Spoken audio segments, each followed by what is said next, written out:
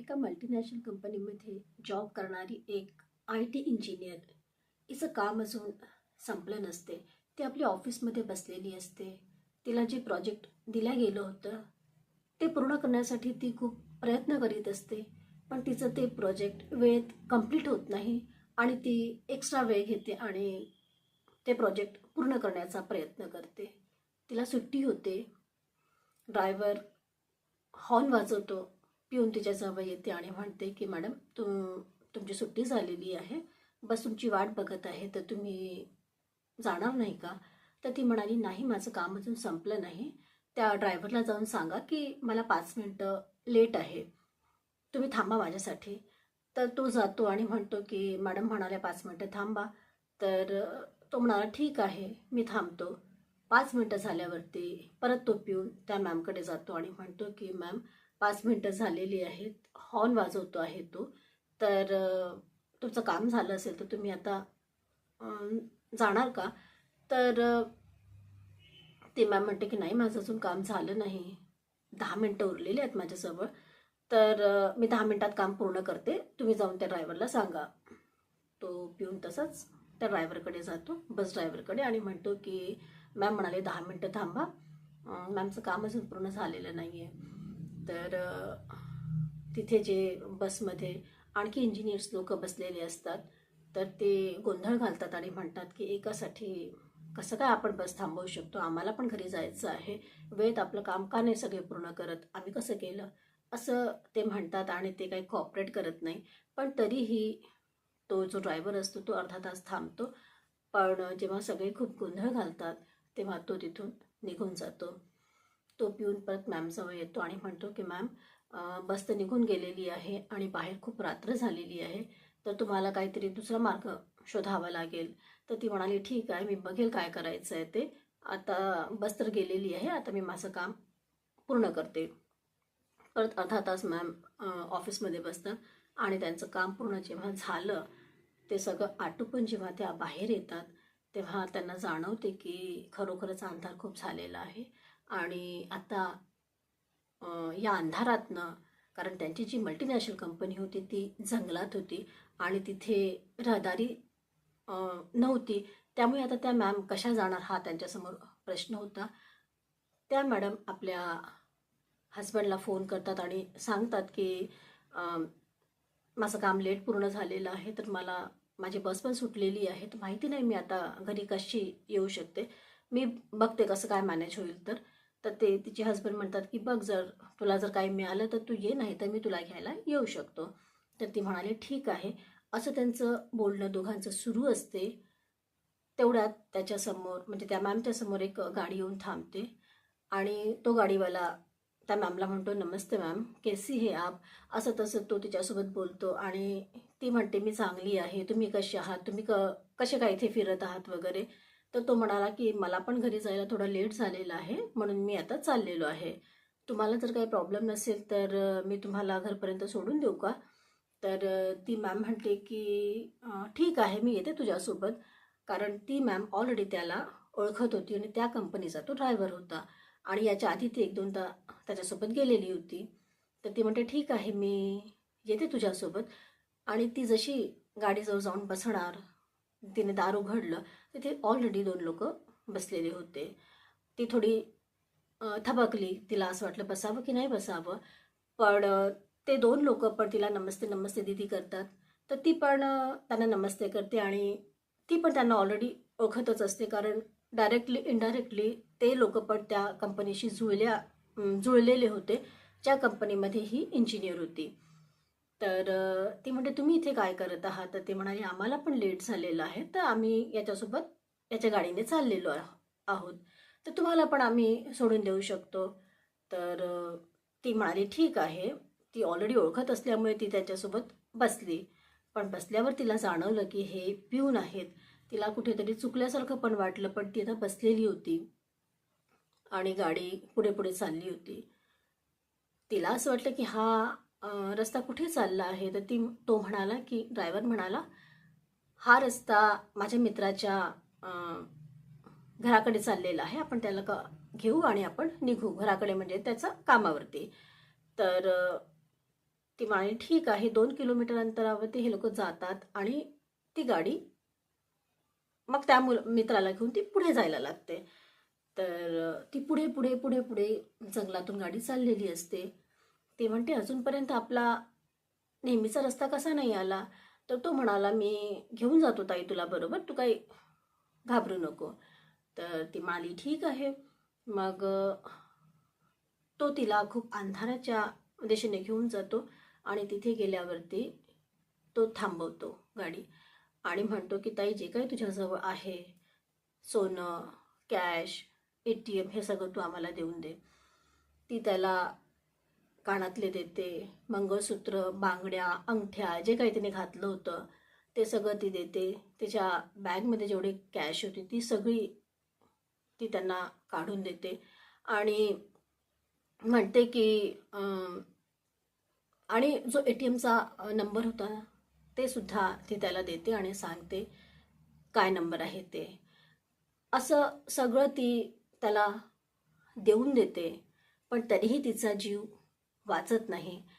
नमस्कार, मी Sujata, social worker Sujata ह्या YouTube चॅनलवरती तुमचं मनापासून स्वागत करते.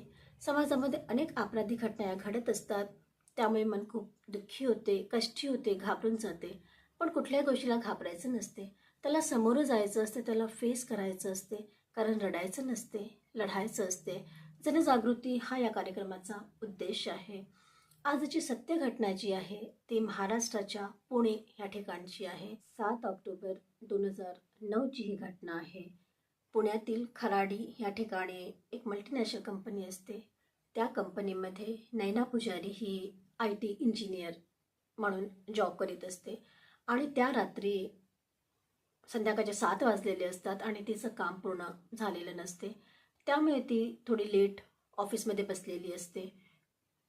पण ती जेव्हा बाहेर निघते तेव्हा तिला जाणवते की सगळीकडे खूप अंधार झालेला आहे आणि हा जो रस्ता आहे तो नेहमीचा म्हणजे रहदारीवाला रस्ता नसतो.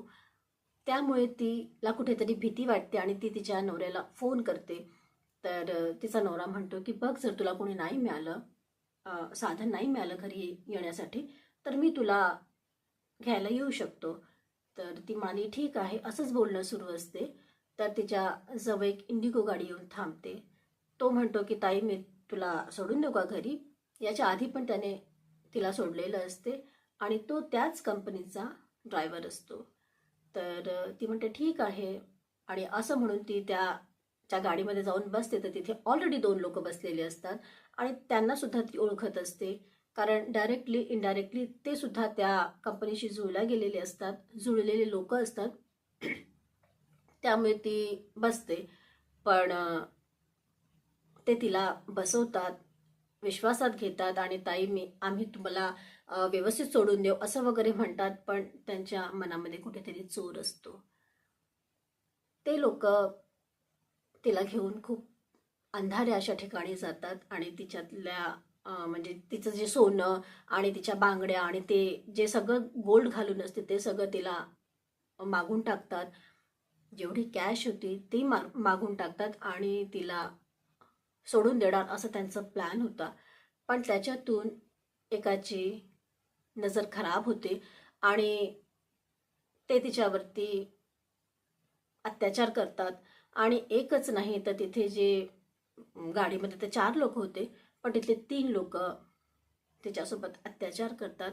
त्याच्यातला जो एक राजेंद्र असतो तो म्हणतो की असं नका करू, हे आपल्या प्लॅनमध्ये नव्हतं, आपल्याला फक्त लुटायचंच होतं, आपण ते घेतलं आणि आता तुम्ही या मॅमला जाऊ दे, आपण त्यांना सोडून देऊ.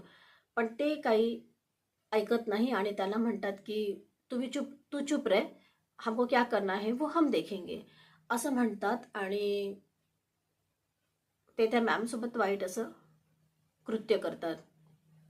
त्या मॅमचा ते ATM नंबर सुद्धा घेतात आणि ATM मध्ये 61,000 रुपये असतात ते सुद्धा ते काढून टाकतात. त्या महिला इंजिनियरवरती जेव्हा त्यांनी रेप केलं, तिचे दागिने आणि तिचं सगळं लूटलं, आता हिला असंच कसं सोडून द्यावं हा प्रश्न त्यांच्यासमोर होता.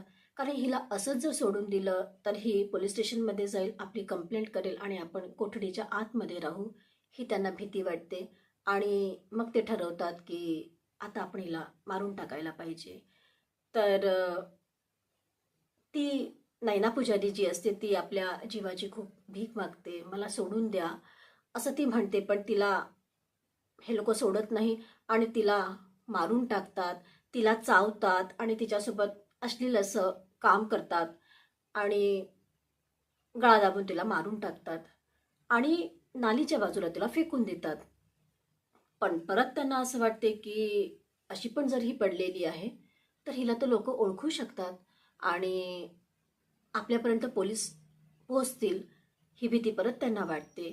त्यामुळे ते लोक ठरवतात की आपण हिच्या चेहऱ्याला इतकं विद्रूप करू की कोणी हिला ओळखायलाच नाही पाहिजे. म्हणून ते दगडं घेतात आणि तिच्या चेहऱ्याला पूर्ण असं ठेचून ठेचून विद्रूप करून टाकतात की तिला कोणी ओळखायलाच नाही पाहिजे.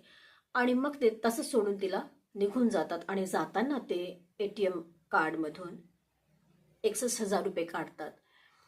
इकडे तिचे हस्बंड जे असतात ते सारखे फोन करीत असतात, पण कुठेच बोलणं होत नाही आणि काही वेळाने फोन स्विच ऑफ होतो.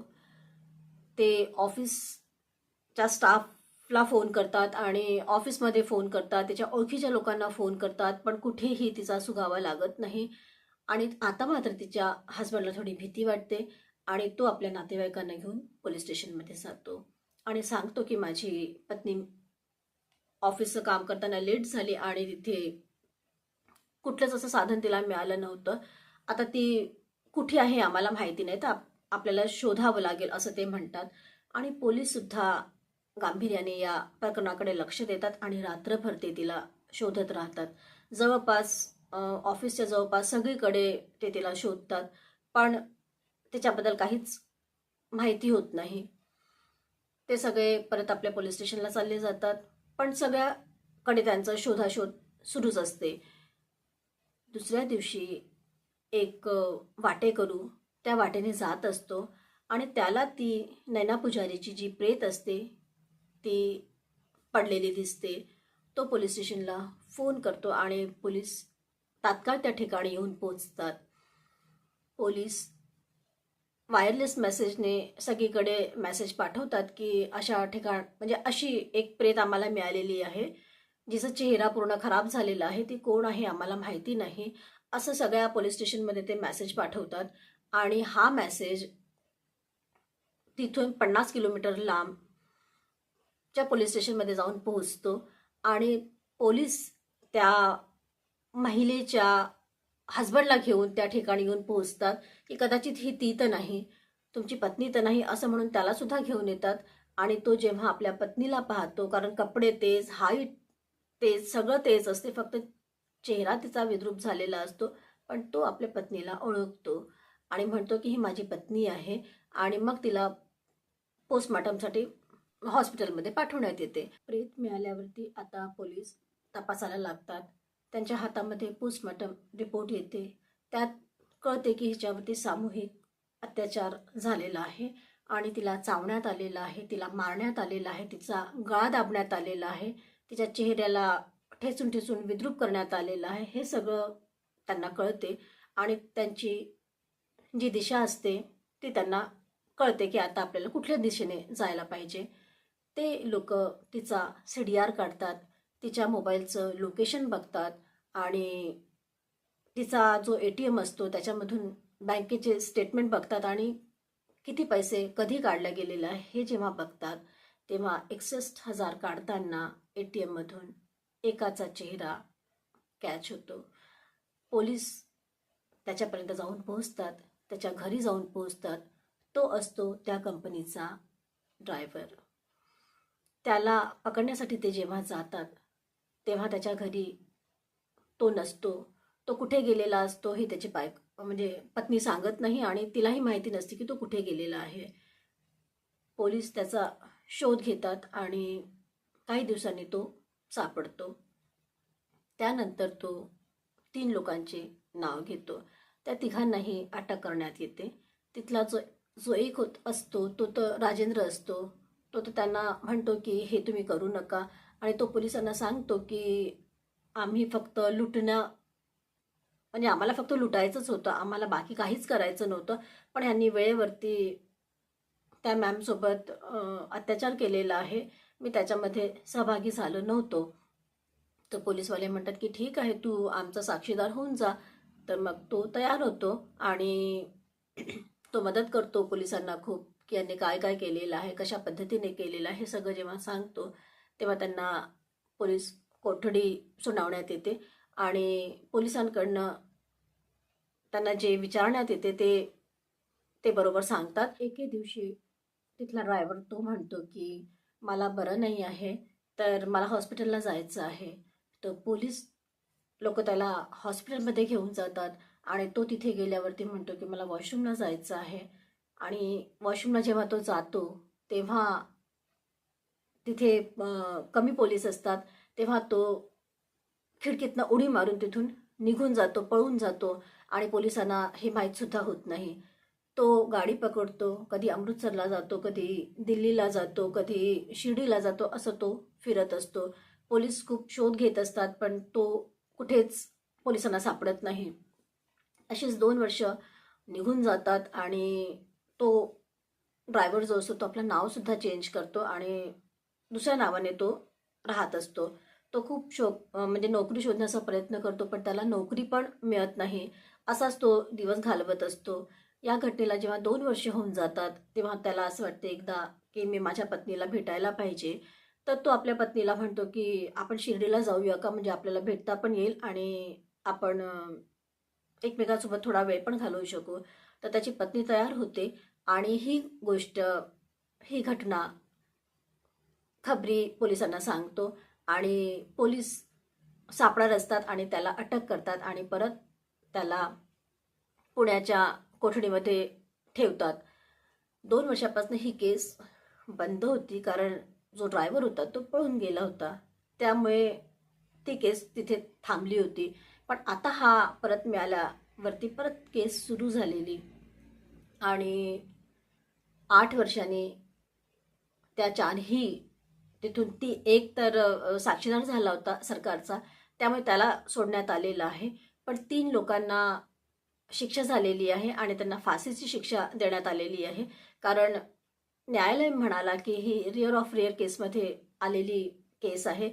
त्यामुळे फाशीशिवाय ह्यांना आपण दुसरं काही देऊ शकत नाही, कारण ह्यांनी खूप निर्घृण पद्धतीने त्या मुलीचा मर्डर केलेला आहे. ह्या शिक्षेमुळे त्या महिला इंजिनियरच्या पतीला सुद्धा कुठेतरी समाधान झालं आहे की योग्य ती शिक्षा मिळाली असं त्याला वाटते आहे. ह्या घटनेमुळे पूर्ण महाराष्ट्र, पूर्ण पुणे हादरून गेलं होतं आणि मुलींनी कुणावरती विश्वास ठेवायला पाहिजे की नाही विश्वास ठेवायला पाहिजे असं सगळ्यांनाच वाटते. कारण ड्रायव्हर ज्याच्यासोबत ती 2-3दा आली होती त्याच माणसाने विश्वासात घेऊन त्या महिलेसोबत इतकं वाईट कृत्य केलं होतं. याबद्दल तुम्हाला काय वाटते? कमेंट्स करून नक्की कळवा. तुम्ही पाहताय social worker Sujata, real crime stories, ज्यामध्ये सत्य आहे पण त्यावरती विश्वास ठेवणं कठीण आहे.